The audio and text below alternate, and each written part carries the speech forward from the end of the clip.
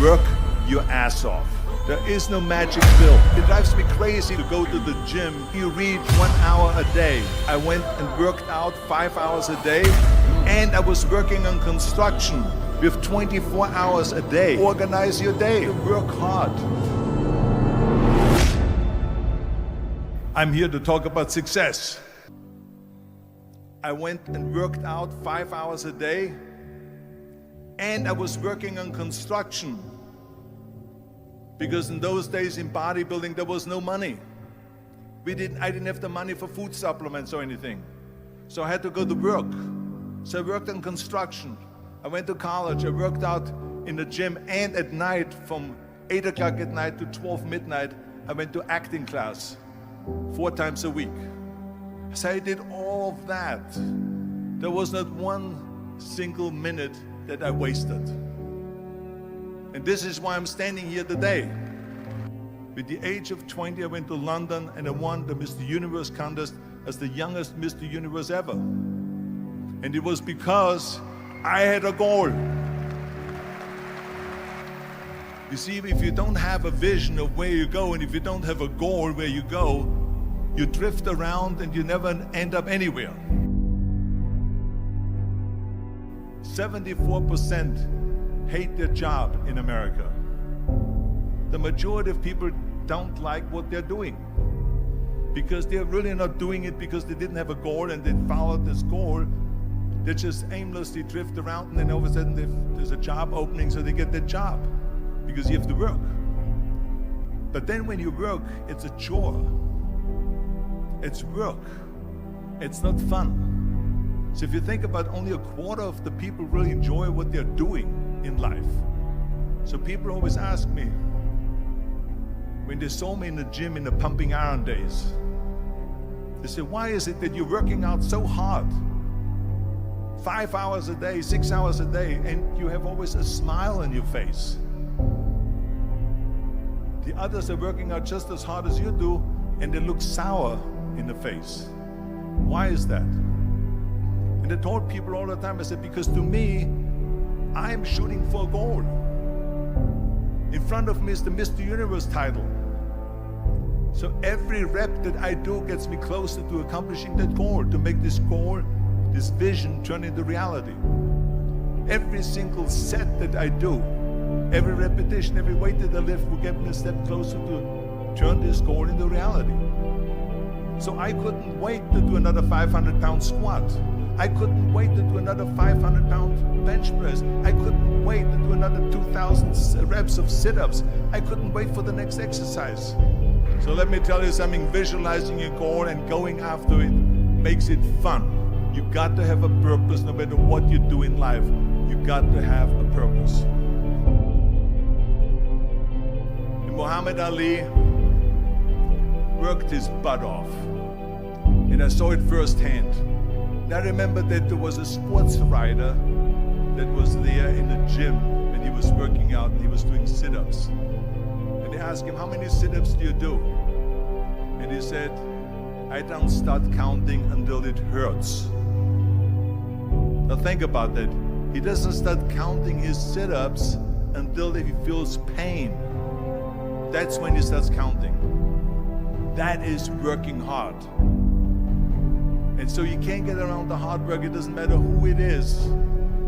Work your ass off. There is no magic pill. There is no magic out there. You cannot get around. You have to work and work and work. Make sure of this and make sure of that and all that stuff. So it's work. And it drives me crazy when people say that they don't have enough time to go to the gym for 45 minutes a day and work out. Or to do something for 45 minutes to an hour a day to improve. If it is physically improve or if it is mentally to improve. Imagine you read 1 hour a day about history. How much you will learn after 365 hours in 1 year. Think about if you study about the history of musicians, of composers, how much you would know. Imagine if you would work on a business, on some business that you want to develop every day for an hour. imagine how further along you will go and get. So it drives me nuts because when people say we don't have the time, we have 24 hours a day. We sleep 6 hours a day, so that gives you still 18 hours. So there's someone shaking their head out here in front. They say probably, I don't sleep 6 hours, I sleep 8 hours, right? Or just sleep faster. So we have 18 hours a day. The average person works around 8 to 10 hours. So let's assume it's 10 hours, so we have 8 hours left. Then you travel around an hour a day, maybe 2 hours a day. So now you have still 6 hours left. So what do you do with these 6 hours? What do you do with these 6 hours? Then we eat a little bit, then we schmooze a little bit, talk a little bit to people and all that stuff. But you can see how much time there is available if you organize your day. So you got to work hard. I hate plan B. And I tell you why. Because we have so many doubters, as I've said earlier, the no-sayers.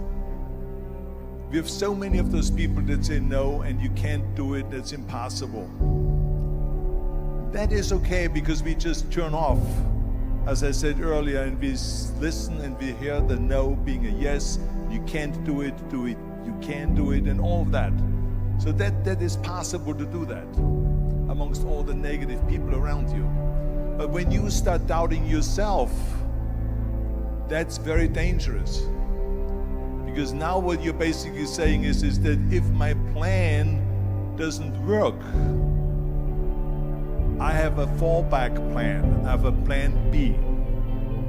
And that means that you start thinking about plan B, and every thought that you put into plan B, you're taking away now that thought and that energy from plan A.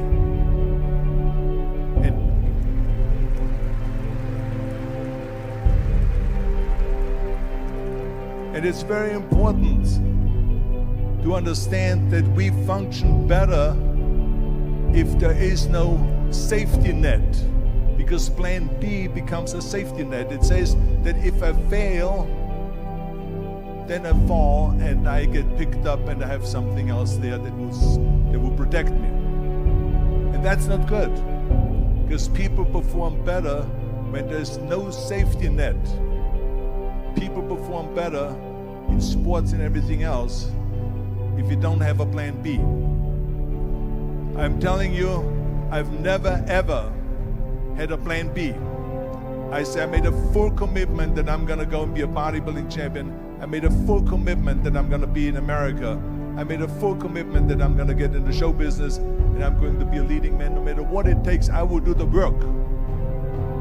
I will do the work over and over and over until I get it. And the same was in politics, in everything like that. So to me, it is very dangerous to have a plan B, because you're cutting yourself off from the chance of really succeeding. And the reason, one of the main reasons why people want to have a plan B is because they are worried about failing. What is if I fail, then I don't have anything else? Well, let me tell you something, don't be afraid of failing, because there's nothing wrong with failing. You have to fail in order to climb that ladder.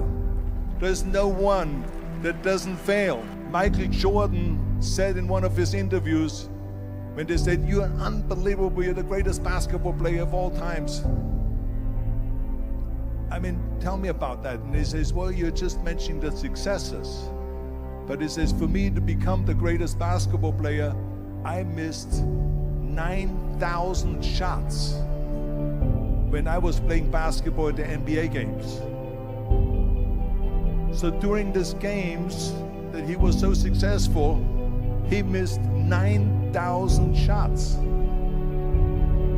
Does it make him a failure? No. He's one of the greatest basketball players of all times, but he failed 9,000 times. Do you get it? We all fail. It's okay.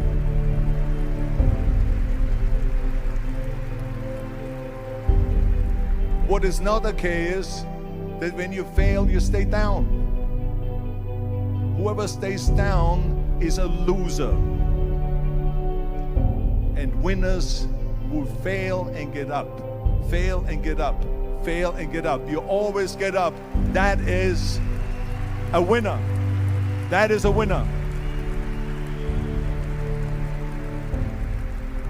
I failed in bodybuilding. I lost bodybuilding competitions.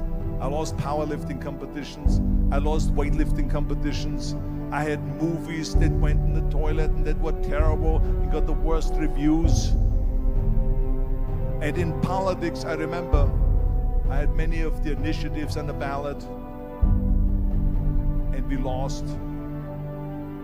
My approval rating in California went down to 28%.